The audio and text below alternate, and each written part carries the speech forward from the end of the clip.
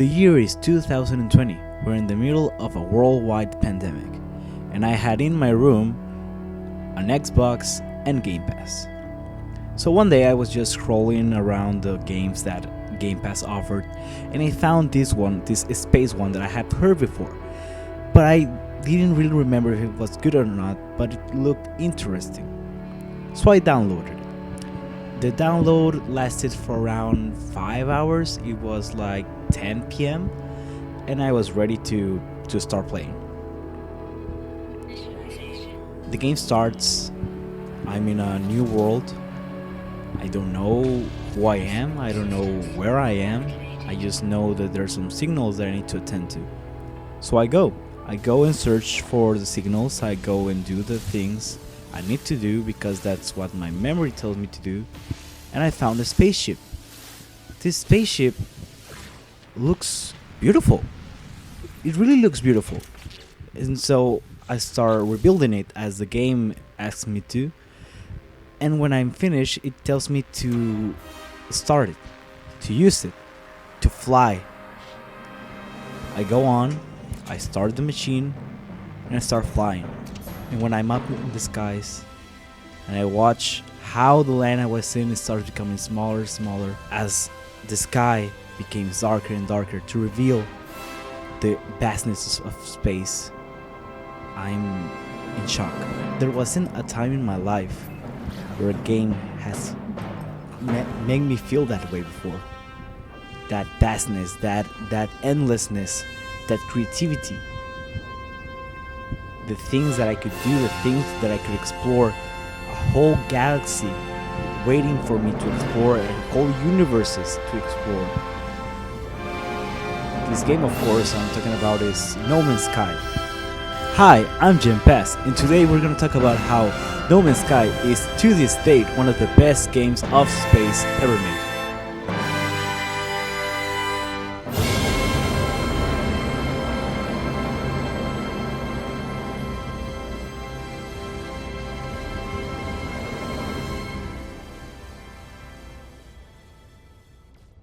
So, No Man's Sky came out in August 9th, 2016, and it was a horrible game. Of course, you all know the story. It was promised a lot of stuff. A lot of people were excited about it, and when it came out, half or less of the things that was promised wasn't in the final product, and it started a trend really to the AAA games to just release an unfinished game and just started completing it with updates.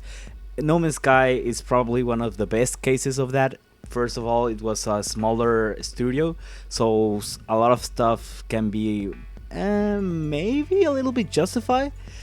I don't justify it though, but with the time, No Man's Sky became one of the worst games ever made, one of the worst games that have promised a lot of stuff and never delivered, to maybe one of the games that deliver everything that promised and more to this date.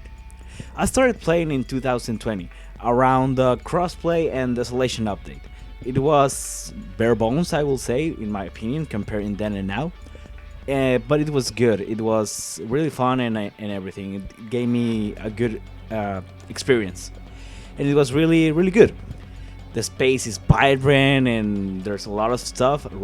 Right now, nowadays, I'm going to start talking about nowadays because it's when I have been started to play it recently. It has been a really fun experience. The game is really good. It's really vibrant. The colors are great and everything just seems in place. The animals that have been added recently and as companions function really great and really give the new planets that you can explore a lot of lives. Today, No Man's Sky is in the 4.7 update, Adrift, at the time of recording this video, because the updates came like every once or twice a month. It looks like, because it's really consistent. That it's a good thing, really. In the gameplay department, No Man's Sky is probably one of the best in its genre. An FPS with a third-person shooter, one-person shooter, first-person, but you know what I mean. It's a really fun game with its elements. it gives you this whole sandbox type of exploration of to do stuff, uh, giving you space to do the your own bases and shit. With everything there, and the very features that the game has really connects. One of my favorite features is the scan feature.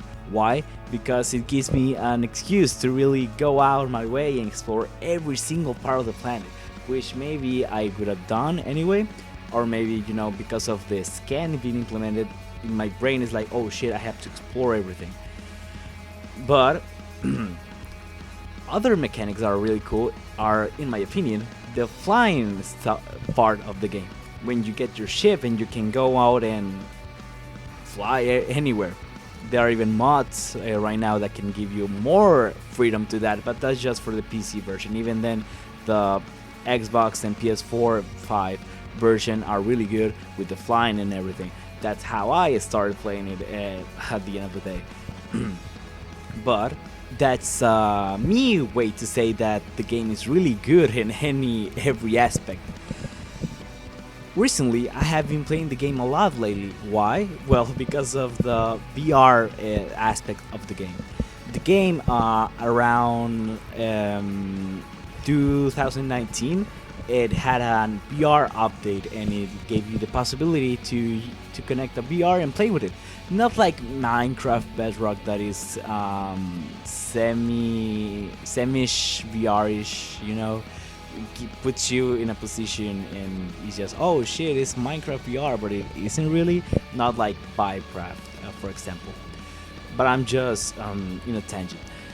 So No Man's Sky in VR is probably one of the coolest things ever.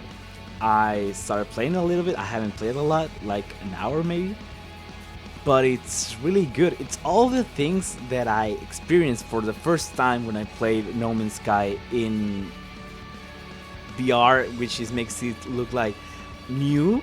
It's weird to say that, but it's new. It's new. It's the same thing, but at the same time, it's really different.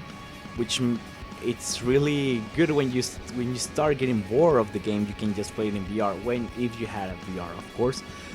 But even then, the story that it's expanding, the story that is implied and told and everything is beautiful. It's one of the stories that made me not cry, but actually really sympathetic with all the characters. And I haven't finished it yet, but even then, I can sense that a lot of props went to that, which made it not like super central to the whole game, but central enough that it's still a drive that you keep on working for. There are games like Starfield that, obviously, because it's Bethesda, are very story-centric, story-centric. Even if you don't using the main story, you still have a lot of side missions that you have to attend to, and everything is all based on dialogue and stuff, and everything is very person to person. In No Man's Sky, it's really rare when you really have a long conversation. Well, except when you find one character that you really have a lot of conversation with.